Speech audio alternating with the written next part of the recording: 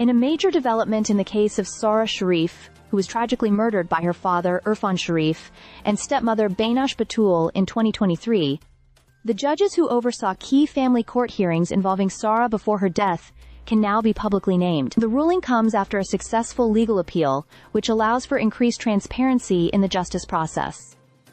Sara's story has been heartbreaking. From the moment she was born, Sara faced a life marked by cruelty and neglect. The family court was involved in Sara's life from just 6 days after her birth, when Surrey County Council sought an interim care order for her and her siblings. The case went on for years, with repeated concerns about abuse and neglect, but despite these red flags, the decisions made by the courts failed to protect Sara, ultimately leading to her horrific murder. Judge Alison Rayside, who presided over many hearings involving Sara, played a central role in the court's decisions. She made several critical rulings that allowed Sara to stay with her father, despite numerous allegations of abuse. In January 2013, when Sara was just 6 days old, Rayside was the judge who first heard concerns about Sara and her siblings being inadequately supervised, and about their father's history of domestic abuse.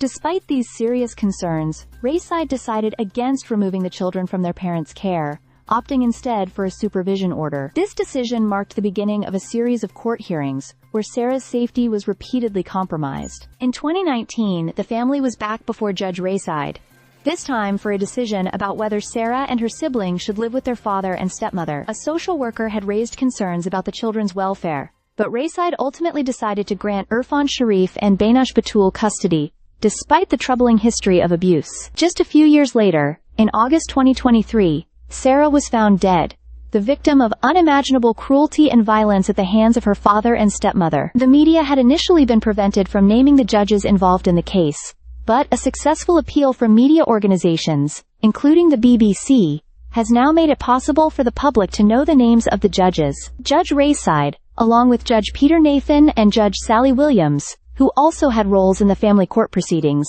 are now publicly identified. The appeal court decision emphasized that judges, as key figures in the justice system, must be open to public scrutiny for their decisions, especially when those decisions have such tragic consequences. While the appeal court recognized the serious concerns about the safety of the judges due to the high-profile nature of the case, it ruled that the judges had acted within the law and social work guidelines at the time. However, the tragic outcome of Sara's case raises serious questions about the effectiveness of the child protection system and the decisions made by those in power. This development marks a turning point in the case, providing much-needed transparency and setting a precedent for future family court cases. While it is too late for Sara, the hope is that these lessons will lead to better protection for vulnerable children in the future.